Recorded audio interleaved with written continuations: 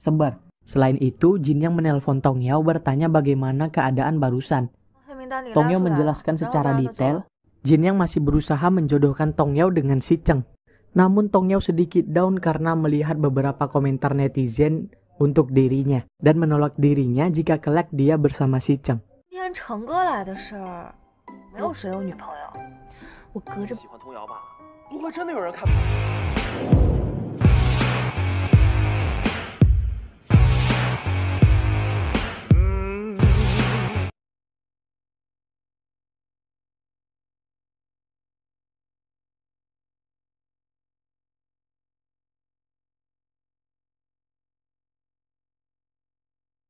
Diawali dengan Tong Yao yang tiba-tiba menggunakan gaun pengantin. Dia disambut oleh beberapa anggota dan sahabatnya. Dia berjalan, ia melihat sosok seorang pria yaitu Si Cheng. Si Cheng jongkok dan memasangkan sebuah cincin. Si Cheng membuka tudungnya dan ingin mencium Tong Yao. Dan Tong Yao pun terbangun. Ternyata itu cuma mimpi. Tong Yao berusaha mencuci mukanya, tapi dia masih membayangkan mimpi yang dialami.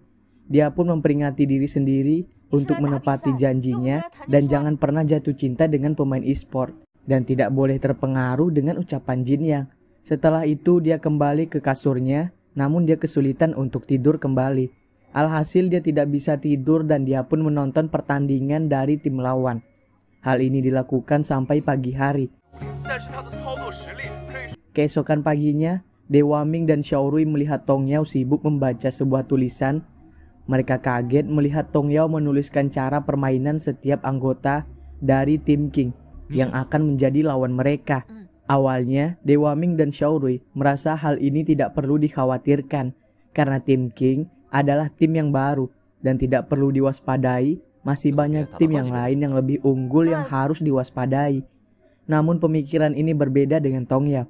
Tong Yao tidak ingin memandang rendah lawan meskipun mereka di level yang rendah. Namun Xiaorui dan Dewa Ming tetap menghargai usaha Tong Yao dan menonton pertandingan serta menuliskan beberapa hal yang harus diperhatikan. Si Cheng datang, dia melihat Tong Yao menulis beberapa trik untuk mengalahkan lawan. Tong Yao kesal dengan kelakuan Si Cheng yang mengambil catatannya tanpa izin. Si Cheng merasa Tong Yao buang-buang waktu saja melakukan hal itu untuk tim yang dipromosikan. Tong Yao merasa mereka ini sombong sekali, kalau kalah baru tahu rasa. Si Cheng meninggalkan Tong Yao dan mengambil makanan di atas meja. Dia pun memberikan sarapan kepada Tong Yao. Dia khawatir perut Tong Yao masih sakit. Dia mengomeli Tong Yao yang tidak menggunakan sendal. Tong Yao merasa Si Cheng terlalu berlebihan. Setelah itu Si Cheng langsung pergi mengambil sendal untuk Tong Yao dan memintanya memakainya. Setelah itu Si Cheng jalan dan meminta Tong Yao untuk sarapan dulu dan dia akan menunggu Tong Yao di depan. Tong Yao sedikit aneh melihat Si Cheng, namun dia merasa Si Cheng lebih perhatian terhadap dirinya. Selesai sarapan, Tong Yao bergegas masuk ke dalam bus. Saat dia masuk ke dalam bus, Si Cheng meminjam catatan bukunya. Tong Yao berkata, bukannya kamu bilang tidak penting, karena bukan tim yang hebat. Si Cheng merasa sudah terlanjur dibuat. Apa salahnya jika lihat sebentar? Tong Yao pun menyerahkan catatan analisis datanya.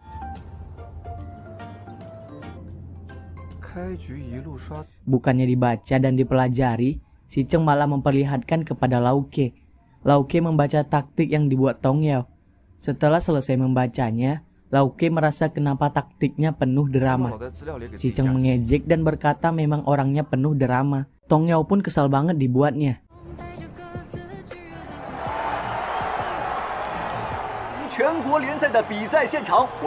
Mereka pun tiba di arena pertandingan di mana tim King dipimpin oleh seorang anak muda yang sangat antusias untuk mengalahkan tim ZGDX. Kedua belah pihak tim mulai memilih hero yang akan dipergunakan. Setelah selesai memilih, mereka pun bersiap bertanding. Saat pertandingan dimulai, Lu Ye awalnya agak ragu dengan taktik dari buku harian Tong Yao. Namun Dewa Ming berkata kita percaya dengan buku harian itu saja. Semua anggota mengikuti arahan Tong Yao, di mana Tong Yao pun berhasil membunuh jungler lawan. Tim lawan dibuat kesulitan oleh tim ZGDX karena taktik yang mereka gunakan sudah bisa dipecahkan oleh Tong Yao.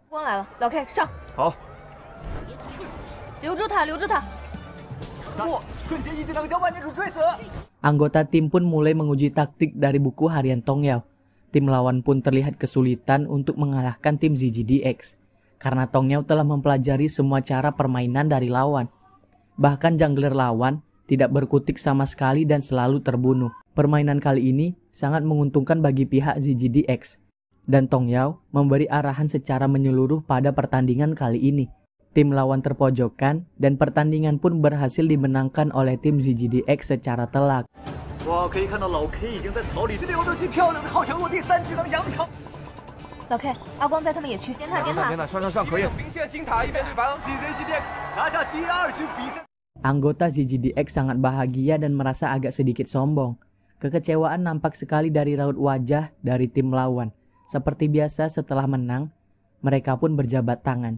Setelah kemenangan, Si Cheng pun melakukan wawancara karena berhasil menjadi pemain MVP. Si Cheng masih mengejek mid lanernya di wawancara tersebut. Tongyao yang kesal pun memandang sini Si Cheng. Si Cheng pun melihat ke arah Tongyao yang sedang berjalan pergi. Setelah Tongyao sudah pergi, dia pun memuji Tongyao. Si Cheng merasa bangga memiliki anggota seperti Tongyao. Tongyao kembali dengan muka yang sangat kesal. Semua mempertanyakan di mana Si Cheng. Mereka membuka ponsel masing-masing dan melihat tim King habis-habisan dibully di internet. Mereka membaca beberapa komentar yang sangat menyakitkan. Tongyao hanya diam dan mendengarkan mereka membaca komentar itu. Anggota tim ZGDX juga ikut menertawakan komentar tentang tim lawan. Namun Tongyao berkata, Guang melakukan taktik di babak pertama gagal. Namun dia mengubahnya di babak kedua untuk mencari solusi mengalahkan ZGDX. Luye berkata, penonton tidak mau tahu soal itu.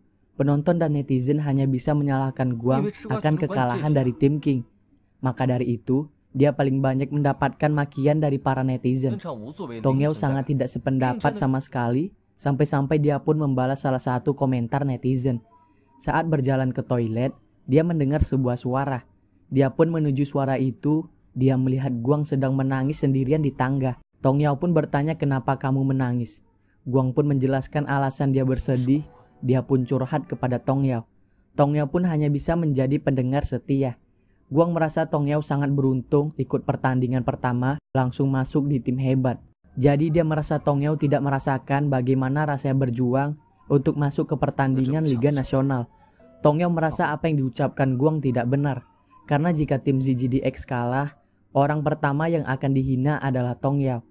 Karena Tongyao merasa orang yang tidak akan mengalami penghinaan hanyalah ketua timnya saja. Jadi dia sangat memahami bagaimana perasaan yang dialami Guang. Saat ini, Tongyao menceritakan bagaimana traumanya dia saat melawan tim TAT. Sampai saat ini Tongyao masih belum bisa mengatasi traumanya tersebut. Tongyao pun merasa tim Guang masih belum jauh karir. Mereka baru saja dimulai. Masih banyak pertandingan yang harus mereka ikuti dan taktik yang harus mereka pelajari. Dia yakin suatu saat tim Guang akan lebih hebat ke depannya. Namun Guang merasa suatu saat juga dia akan dikalahkan dengan mudah oleh tim ZGDX. Tongyao merasa gosip-gosip yang disebarkan tidak sesuai fakta. Karena dia merasa untuk menyusun semua taktik ini, dia harus menonton belasan pertandingan tim King. Sampai-sampai kantung matanya begitu besar. Guang memperhatikan Tongyao. Dia meminta Guang untuk tidak menangis lagi. Tongyao merasa tidak ada tim yang bisa dikalahkan dengan mudah, jadi jangan merendahkan diri lagi. Tongyao berkata Guang sudah mencapai titik ini dengan usahanya sendiri, jadi harus dijaga dengan baik. Setelah selesai mengobrol dan memberi saran, Tongyao pun mengajak Guang untuk pergi. Namun saat keluar, Si Cheng sudah berada di sana. Dia bertanya kenapa Tongyao tidak menjawab telepon, apakah sedang main petak umpet. Guang pun buru-buru meninggalkan mereka.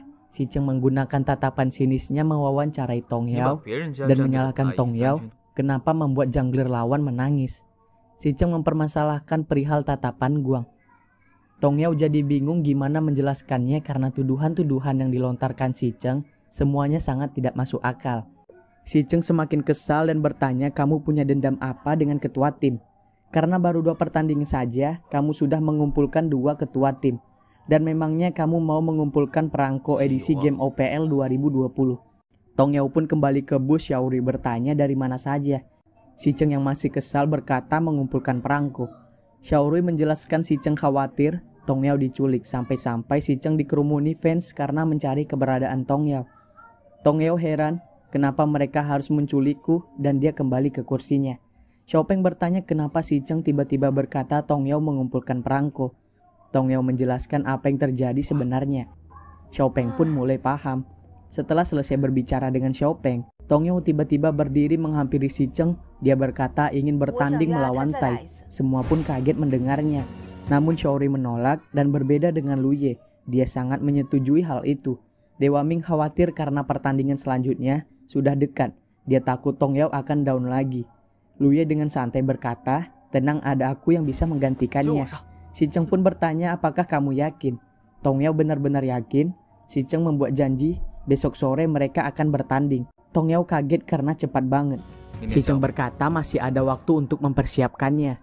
Tong Yao pun kembali ke kursinya untuk menganalisis permainan Tai. Si Cheng senang akhirnya Tong Yao akan melawan rasa takutnya untuk bertanding melawan Tai. 明天这么快？加油啊！加油！